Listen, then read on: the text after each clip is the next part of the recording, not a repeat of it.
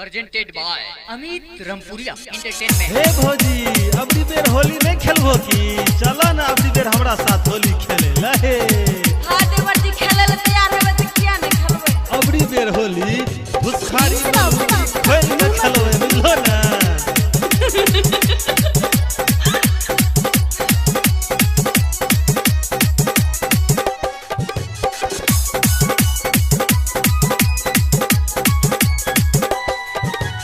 हम भुसखारी में हे भौजी हम भुसखारी में, हम भुसखारी में हे भौजी हम भुसखारी में लुंगी खोल के खेलवा भगवा भौजी हम भुसखारी में लुंगी खोल के खेलवा भगवा भौजी हम भुसखारी में, हम भुसखारी में हे भौजी हम भुसखारी में, हम भुसखारी में हे भौजी हम भुसखारी में लुंगी खोल के खेलवा भगवा भौजी हम भुसखारी में लुंगी खोल के खेलवा भगवा भौजी हम भुसखारी में।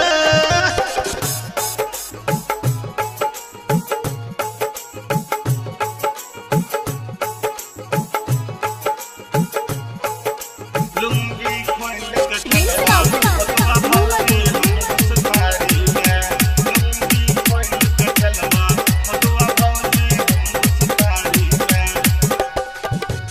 चोली में हम रंगवा देव गाल में देव अबीर, गाल में देव अबीर, गाल में देव अबीर। चोली में हम रंगवा देव गाल में देव अबीर, जबर हाथ से रंग लगैबो बन जैतो तकदीर, जबर हाथ से रंग लगैबो बन जैतो तकदीर। हल्का हल्का रंग लगैबो तोहर साड़ी में, हल्का हल्का रंग लगैबो तोहर साड़ी में, तोहर साड़ी में हे भौजी तोहर साड़ी में, तोहर साड़ी में हे भौजी तोहर साड़ी में लुंगी खोल के खेलवा भगवा भौजी हम भुसखारी में लुंगी खोल के खेलवा भगवा भौजी हम भुसखारी में। अमित रमपुरिया रिकॉर्डिंग स्टूडियो मीरगंज चौक।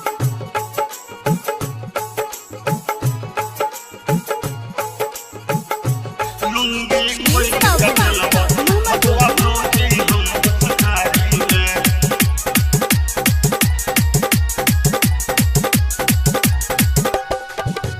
भैया के घर में रहे नदी हो भेज दी हो ओकरा खेत, भेज दी हो ओकरा खेत, भेज दी हो ओकरा खेत।